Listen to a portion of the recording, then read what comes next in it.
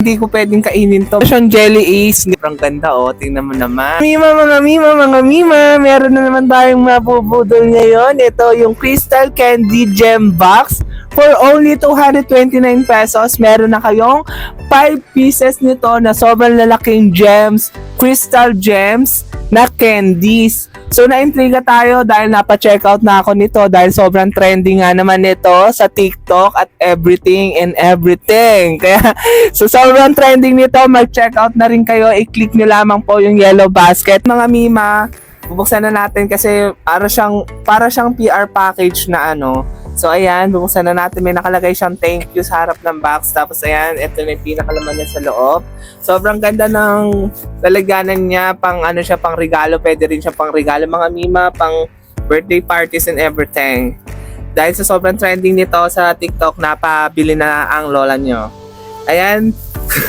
Na-intriga kasi ako mga mima. Sobrang cute kasi nung pinaka-crystal niya. And ayan po, sobrang ganda nung pagkakalagay nung ano niya, para siya talagang pang regalo. Ayan mga mima, sobrang ganda oh. Tingnan mo naman. Mga mima, meron din siya iba't ibang flavors po. Peach flavor po ito.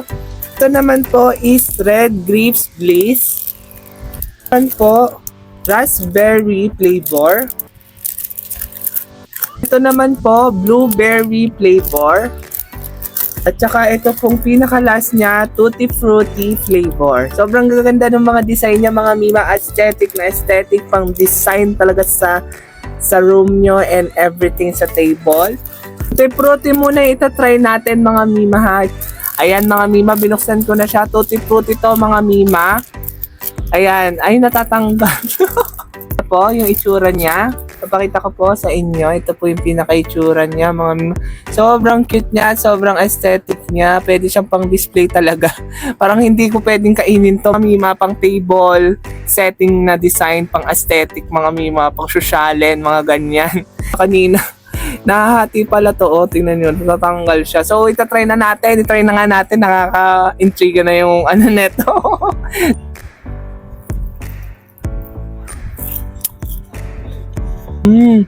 Mga mima, para siyang jelly ace, ganun pala siya. Akala ko yung parang nagko-crunch siya ng konti, pero jelly ace made siya. Yung pala siya. Lasa niya talaga, tutti frutti talaga. Sobrang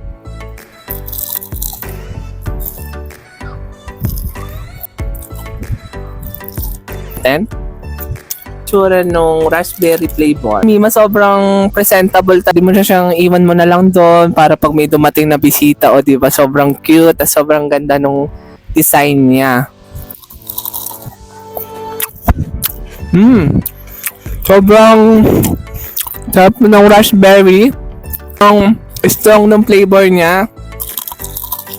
Sobrang crunchy and tasty, sobrang delicious niya. Nakaka-intriga to talaga yung parang gold na to ha.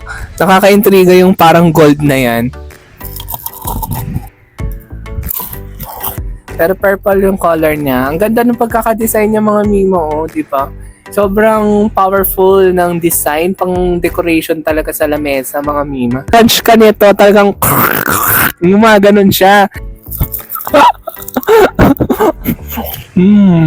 Yung pala yun mga mima, jelly made siya talaga na may konting crunch ng glaze, ng sugar, kaya pala tinawag na crystal gems. Tapos yung combination ng parang nature ng oceans, yung mga crystal sa karagatan, nag-combination silang design, o diba? Sobrang ganda nung naka-invento nito mga mima.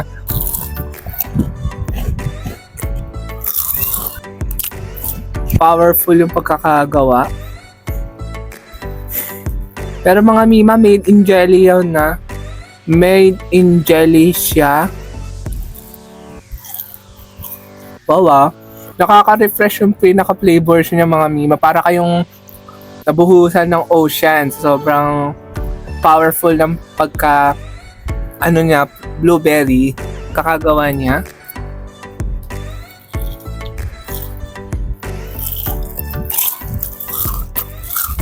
Pinakalasa niya.